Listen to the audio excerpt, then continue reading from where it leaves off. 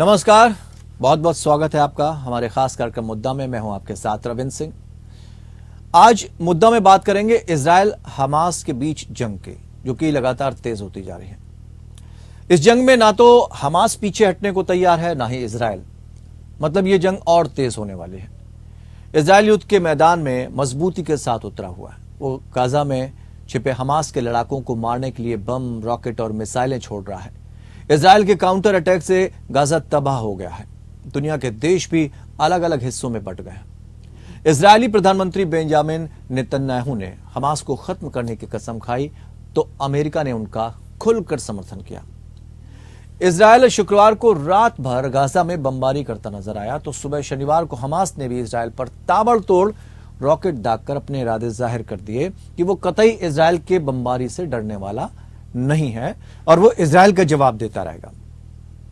Hamas और Israel की इस जिद वाली जंग में दोनों तरफ से आम नागरिक मारे जा रहे हैं। इजरायल मजबूत है, लिहाजा अब उसका नुकसान कम हो रहा है। ज्यादा मौतें अब फिलिस्तीन में हो रही हैं। आज हम इसी मुद्दे पर चर्चा करेंगे और जवाब तलाशने की कोशिश करेंगे कि अब इस जंग में क्या होने वाला है। सबसे पहले ये रिपोर्ट देखते हैं।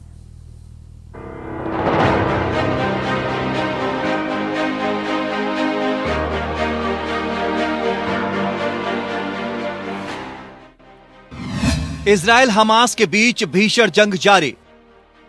दोनों के बीच जंग और हुई तेज। हमास से 8 जगहों पर चल रही खूनी जंग। पीछे हटने को तैयार नहीं हमास इजराइल। जंग बड़ी मानवीय त्रासदी में बदली। हमास और इजराइल के बीच जारी जंग बड़ी मानवीय त्रासदी में बदल गई है। दोनों तरफ आम लोगों को भयानक मुश्किलें अब तक उठानी पड़ी हैं। हमास के उग्रवादियों ने 7 अक्टूबर की सुबह दक्षिणी इजराइल पर जल, आकाश और जमीन से हमला कर दिया। यह हमास द्वारा इजराइल पर किया गया अब तक का सबसे बड़ा हमला था, जिसमें 1300 से अधिक लोग मारे गए। इसके जवाब में इजराइल ने हमास के खिलाफ कार्रवाई शुरू की और गाजा को अपने भीषण हवाई हमलों से खंडहर में बदल दिया। फिलिस्तीनी स्वास्थ्य मंत्रालय का दावा, गोलीबारी में गाजा में 2000 लोग मारे गए। फिलिस्तीनी स्वास्थ्य मंत्रालय के अनुसार गाजा में लगभग लगातार गोलाबारी से कम 1900 फिलिस्तीनी मारे गए, जिनमें पत्रकार, चिकित्सक और अन्य नागरिक शामिल हैं। फिलिस्तीनी स्वास्थ्य मंत्रालय का कहना है कि मृतकों में 614 बच्चे और 370 महिलाएं शामिल हैं। हमास का पीछे हटने से इनकार। वहीं दूसरी तरफ हमास ने पीछे हटने से इनकार कर दिया है और अब भी इजराइल पर रॉकेट दाग रहा है। साफ लग रहा है ये जंग अब ऐसे दौर में प्रवेश कर चुकी है जहां एक विनाशकारी मानवीय परिणाम सामने आने का खतरा है। नेतन्याहू ने फिर दोहराया, हमास को नष्ट करने की खाई कसम। हमास को कर देंगे खत्म। आपको बता दें कि इजराइल के प्रधानमंत्री बेंजामिन नेतन्याहू ने हमास को नष्ट करने की कसम खाई है। उनका कहना है कि गाजा पर हमले का ये शुरुआती चरण है। आज सभी समझते हैं कि हम अपने घर के लिए लड़ रहे हैं। हम पूरी ताकत से लड़ रहे हैं। सैनिक, पुलिस अधिकारी, नागरिक, सुरक्षा बल, स्वास्थ्य कर्मी, बचाव दल और इजराइल के नागरिकों ने जिस तरह आगे बढ़कर मोर्चा संभाला है, वो वॉलंटियर के रूप में एक साधारण भावना है, जिसने पूरी दुनिया में जोश जज्बे का बेहतरीन उदाहरण दिया है। गाजा पट्टी पर इजरायली सेना के संभावित जमीनी हमले की तैयारियों के बीच इजराइल के प्रधानमंत्री बेंजामिन नेतन्याहू ने हमास को पूरी तरह से नष्ट करने का संकल्प व्यक्त किया है। नेतन्याहू ने शुक्रवार को देर रात राष्ट्रीय टेलीविजन पर संबोधन के दौरान ये चेतावनी दी।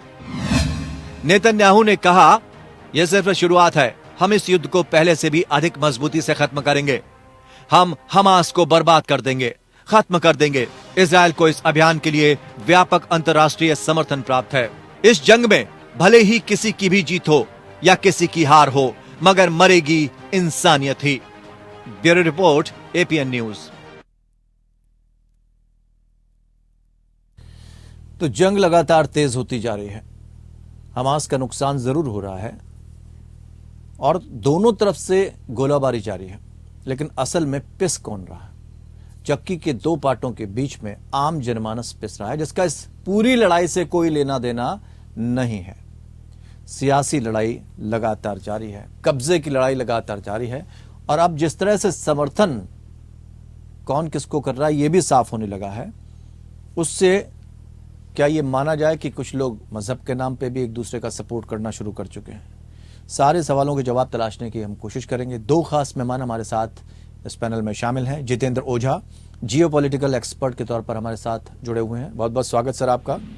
Retired group captain BN Jha साहब हमारे साथ जुड़े हैं, जो कि स्ट्रेटेजिक अफेयर एक्सपर्ट के तौर पर आज हमारे साथ हैं। सर बहुत बहुत स्वागत है।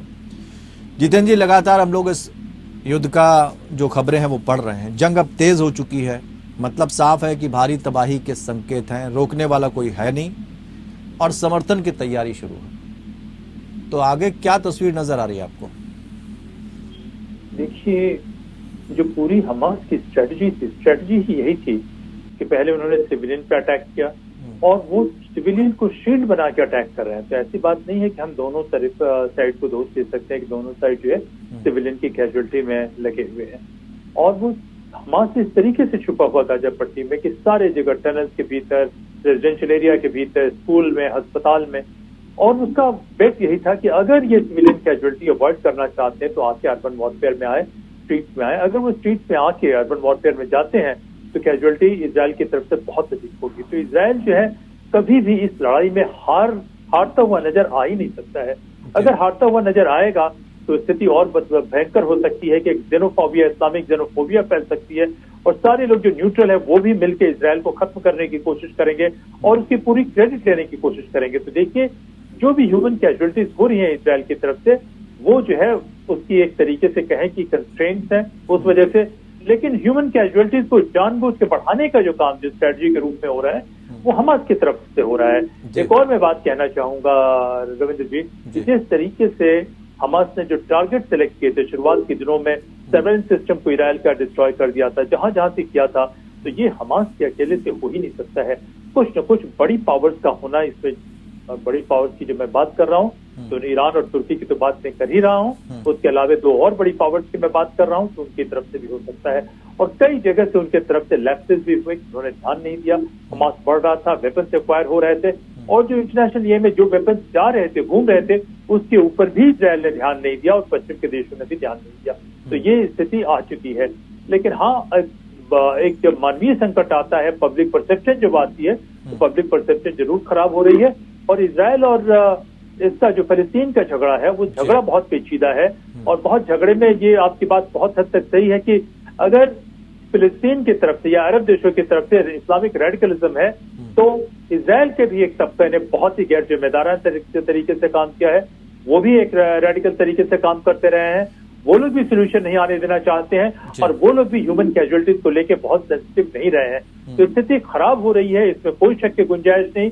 और जब तक अमेरिका कोशिश कर रहा है, अगर अमेरिका किसी हद तक कामयाब हो जाए कि कुछ बंधकों को छुड़वा दे, कुछ नहीं सारे इजरायली बंधकों को छुड़वा दे, तो शायद स्थिति बन सकती है। लेकिन अगर वो हो जाता है तो हमास को दिक्कत होगी और इजराइल किसी भी तरीके से हमास और इन तमाम शक्तियों को एग्जिस्ट करने नहीं देना चाहता है जो उसके लिए खतरा बन सकती है। रविंद्र जी, बिल्कुल।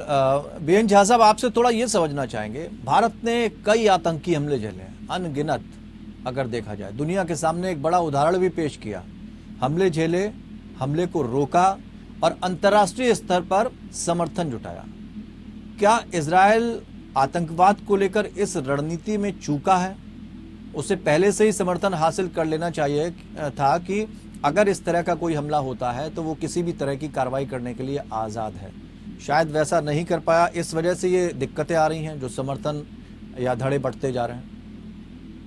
रविंद्र जी, भारत ने जो किया क्या सही था, इसके बहुत सारे सवाल उठते हैं और काफी सारे लोगों का ये मानना है कि भारत ने जिस तरह से चुपचाप उन दहशतगर्दी को झेला है, ये किसी भी तरह से ठीक नहीं, क्योंकि ये एक तरह से उन दहशतगर्दों को बढ़ावा ही देना था कि वो यहाँ कुछ भी करके जा सकते हैं और आप उनके खिलाफ कुछ भी नहीं कीजिएगा। और इसीलिए जब बालाकोट का हमला हुआ था तो किसी न किसी तरह से पाकिस्तान जो था वो अपने मन में ये सोच रहा था कि भारत हमारे ऊपर में हमला नहीं करेगा, क्योंकि वो अभी तक नहीं किया है, आगे भी नहीं करेगा। शायद वहाँ पे पॉलिटिकल इच्छा शक्ति की कमी है। तो ये जो होता है कि आप इसको झेल गए चुपचाप, ये एक तरह से कायराना है। भारत ने जो पहले किया था वो कभी भी हम उसको सही नहीं ठहरा सकते हैं। अब आते हैं इसराइल के ऊपर में। देखिए, इसराइल के ऊपर में अभी जितेंद्र जी ने कहा, बड़े विस्तार से, बड़ी अच्छी तरह से कहा, लेकिन मैं उसको एक कदम और पीछे से शुरू करने की कोशिश करूंगा कि आखिर गाजा पट्टी में किसका एडमिनिस्ट्रेशन है, किसका शासन है, सरकार कौन है? गाजा पट्टी में हमास का शासन है, और उस हमास को और किसी ने नहीं, लेकिन उसी पैलेस्टीनियंस ने जो गाजा पट्टी में रहते हैं उन्होंने ही चुना है, और भारी बहुमत से चुना है। तो इसका मतलब ये है कि हमास जो भी कर रहा है वो as a representative of the Palestinian people in Gaza वो कर रहा है। तो इसके लिए हमास की जो जिम्मेदारी है उसी में उन पैलेस्टाइन की, उन गाजा निवासियों की भी जिम्मेदारी उतनी ही है। ये चीज आपको डिस्टिंक्शन करना पड़ेगा। ये यहाँ पे हमास जो है उसका, उस टेररिस्ट का एक पॉलिटिकल विंग है जो वहाँ पे एडमिनिस्ट्रेशन कर रहा है। अब उस परिप्रेक्ष्य में जब इनकी तैयारी हुई थी ओवर द ग्राउंड, आजकल वीडियो आ रहे हैं किस तरह से वो एरोप्लेन की तरह में जो पैराग्लाइडिंग करते हैं उसकी ट्रेनिंग करी थी, किस तरह से बाकी सब ट्रेनिंग करी थी, ये सब कुछ वहाँ की जनता ने देखा है, ये करते हुए देखा है। तो वो जानते थे कि हमास क्या करने जा रहा है। वो बिल्कुल इनोसेंट नहीं है। हाँ, कुछ लोग एक्सेप्शंस होंगे जरूर, लेकिन ज्यादातर लोग इससे बिल्कुल वाकिफ हैं। दूसरी चीज, जितने भी टनल हैं अंडरग्राउंड जिसमें हमास अपनी सारी गतिविधियां करता है, उसमें से ज्यादातर टनल ऐसे हैं जो किसी न किसी बिल्डिंग में खुलते हैं, मल्टी स्टोरी बिल्डिंग में खुलते हैं, जिसमें आम नागरिक भी उसी तरह से रहते हैं जैसे हमास जाके अंदर में रहती है। तो ये सब में इन लोगों का हाथ है, ये लोग संलिप्त हैं। अब जबकि इसराइल ने ये रिजॉल्व कर दिया कि हमास को खत्म करना है, तो हमास को तो खत्म नहीं कर पाएंगे वो, लेकिन कम से कम गाजा पट्टी में उसको जरूर खत्म कर सकते हैं। और इसके लिए जो भी उनको करना है, सबसे बड़ा काम उनको करना है कि वो बिल्डिंग जिसके नीचे से वो टनल का जो मार्ग किया जाता है, उस बिल्डिंग्स को नेस्तो नाबूद करके, धाराशाही करके, उसके बाद ये सब काम हो सकता है। और यही चीज जब तक वहाँ के सिविलियंस, वहाँ का एडमिनिस्ट्रेशन, वहाँ के जो इस्लामिक क्लेरिक हैं, हर फ्राइडे को ये इस्लामिक क्लेरिक उन्हीं लोगों को वो खुतबा सुनाते हैं कि तुम्हारी जो अल्लाह की सेवा करने वाला यहाँ पे हमास है, जो कि इस्लाम के लिए लड़ रहा है, तुम इसके लिए इसके साथ में खड़े रहो। और अगर हमास आज उन नागरिकों को कहती है कि तुम मत छोड़ो, नदन गाजा जो खाली करने के लिए कहा है, तो हमास कह रही कि नहीं तुम मत जाओ, तो वो ऑब्लाइज्ड हैं वहाँ रहने के लिए। तो जब वो वहाँ पे रहेंगे तो वो ऑब्वियसली हमास का ढाल बन के खड़े रहेंगे। तब जो कोलैटरल कैजुअलिटी होगी उसमें वो मारे जाएंगे। तो ये तो इसका मतलब ये माना जाए कि मजहब के नाम पर आप जो है नागरिकों को बरगलाइए और अपना हित साधिए। जितेंद्र जी, हम कुछ अगर ये इसी तरह की चीजें चलती रही तो फिर तो निश्चित तौर पर ये देखा जाए तो सत्ता कहीं ना कहीं चरमपंथी या कट्टरपंथियों के हाथों में पहुंची तो काफी नुकसान होना लाजमी है।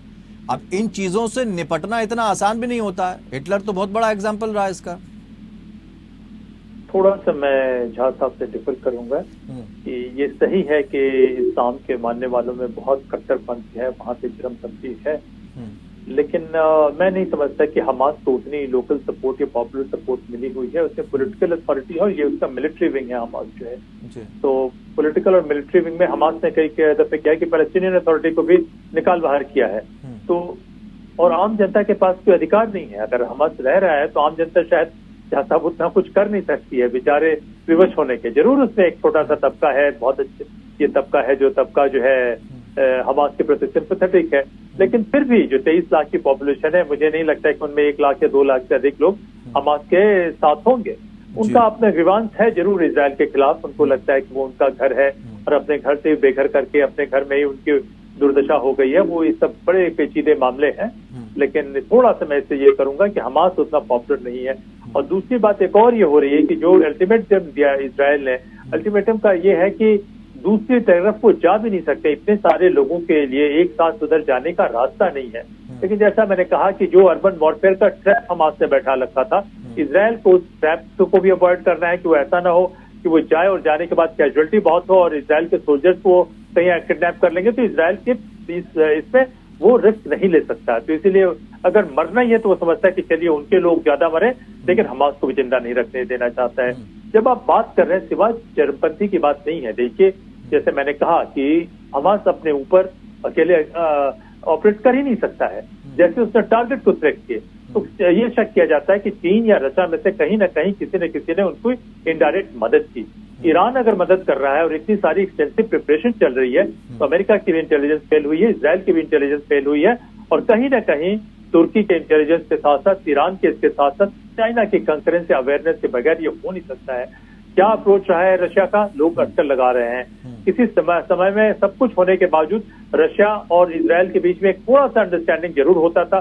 सब कुछ होने के, जब रशिया इसको भी हथियार दिया करता था, इजिप्ट को भी हथियार दिया करता था 70 के दशक में, उसके बावजूद एक छोटा सा अंडरस्टैंडिंग उनके बीच में रहा करता था। तो अभी क्या स्थिति है क्लियर नहीं है, लोगों को शक हो रहा है। लेकिन ये जियोपॉलिटिक्स का जो आप कह रहे हैं ये है कि इस्लामिक रेडिकलिज्म को बहुत लोग बढ़ावा तो देते हैं दूसरी जगह में। चीन का खास करके देखिए, कोई चाहता है कि इस्लामिक रेडिकलिज्म एक बनाया एमुनिशन है, थोड़ी सी तीली लगाइए और उसके फायदे कमाइए। जितेंद्र जी, आपसे छोटा सा जवाब चाहेंगे, फिर हम बीएन झा साहब के पास जाएंगे। अभी एक बयान आया है इजरायली राजदूत का जो भारत में है, नाओर गिलोन का। उन्होंने कहा इजराइल की तरफ से जंग लड़ना चाहते हैं भारतीय। कैसे देखा जाए इसको? देखिए, इस्लामिक रेडिकलिज्म से भारत ने भी बहुत कीमत झेली है, और ऐसी बात नहीं है। झा साहब को मैं बताऊं कि सारे लोग डरपोक रहे हैं। बहुत से लोग हैं हमारे एस्टेब्लिशमेंट में जो फौज में नहीं है, लेकिन जो मैं मानता हूं intelligence first line of offence and defence है, वो लोग भी जाके बहुत जोरों से उनको दुरुस्त किए हैं। सरकार कोई भी रही हो, पॉलिटिकल लीडरशिप कोई भी रहा हो, उन्होंने कुछ तबके ने वो काम जरूर किया है। उनको धोखा दिया जाता रहा, उनके भी पीठ में भारत सरकार के कई कुछ लोगों से चाकू भोंका जाता रहा, वो अलग बात है। तो ऐसी बात नहीं कि हम नक्स के रूप में कहीं किसी से पीछे हैं। एक तबका जरूर है कि वो कर रहा है, लेकिन भारतीय के रूप में मैं चाहूंगा, और खास करके जो सेन एलिमेंट है इसराइल में, वो भी चाहेंगे कि रेडिकलिज्म चाहे वो इस्लाम के नाम पे हो या अभी ज्यूज में रेडिकलिज्म आनी शुरू हुई है, वो रेडिकलिज्म ठीक नहीं है। लड़ाई जरूर होना चाहिए, ये तो सीधे हमास के साथ, इस्लामिक रेडिकलिज्म के खिलाफ होना चाहिए, ये तो भारतीय नागरिक तो इस तरह से खतरे में पड़ सकते हैं अगर इस तरह का बयान आया। बीएन झा साहब क्या मानते हैं आप? नहीं, देखिए, ये जो अभी बयान आया हुआ कि भारतीय भी इसमें शामिल होना चाहते हैं, हाँ। ये उनका अपना मत है, शायद उनकी फीलिंग है, क्योंकि उनका ये कहना है कि मंत्री, अधिकारी, व्यापारियों के फोन आ रहे हैं इजराइल के समर्थन में है, और ये लाइन भी उन्होंने जोड़ दी। तो अगर ये लाइन डिप्लोमेटिक तरीके से आप जोड़ भी देते हैं, तब तो भारतीयों पर खतरा बढ़ जाएगा। दूसरी बात, एक सवाल इसमें और जोड़ना चाहता हूं क्योंकि वक्त भी कम है। प्रधानमंत्री ने आतंकवाद को लेकर कहा है कि आतंकवाद को बढ़ावा नहीं दिया जाना चाहिए, और हम आतंकवाद को लेकर इजराइल के समर्थन में। लेकिन रशिया की तरफ से और चीन की तरफ से इस तरह का कोई बयान नहीं आया जिस पर इजराइल ने नाराजगी भी जाहिर की है। यानी कि मंशा साफ हो रही कि कौन लोग समर्थन में है। जियो पॉलिटिक्स पे आपको ध्यान देना ही पड़ेगा। जैसे जी कह रहे थे, बिल्कुल ठीक कह रहे थे वो। मैंने भी ये नहीं कहने की कोशिश की है कि सारे भारतीय डरपोक हैं, नहीं, लेकिन जो आउटकम है भारतीय लीडरशिप का, वो जो हुआ था पिछले जो पास्ट में, वो मैंने कहा था कि ये एक कायरता थी उस लीडरशिप की। सारे भारतीय डरपोक नहीं है। तो अभी जो जियो पॉलिटिक्स चल रहा है, इसमें सारे कंट्री कहीं न कहीं उनकी सुबगार्ड है। भारत का इंटरेस्ट है कि, मुझे तो लगता है ये धारणा ही गलत है कि भारतीय डरपोक हैं। अगर इतने आतंकी हमले झेल कर भी हम लोग खड़े हुए हैं, इतने युद्ध झेल के भी हम लोग आज खड़े हुए हैं, और आज दुनिया में अंतर्राष्ट्रीय स्तर पर जिस मजबूती के साथ भारत अपनी पहचान बनाए हुए है, ये जो सेंटेंस है यही गलत हो जाता है। बिल्कुल ठीक कहा आपने, बिल्कुल ठीक कहा आपने, लेकिन एक अंतर है, हमारी पॉलिटिकल लीडरशिप बड़ी मौके परस्त है। जी टेररिज्म को झेल जाना और चुप रहना, और अगर किसी ने अगर टेररिज्म का आपके ऊपर में एक्शन किया है तो उसको नेस्तो नाबूद करना, इस दोनों में काफी फर्क है। और यहीं पे इंडिया थोड़ी सी पीछे छूट जाती थी।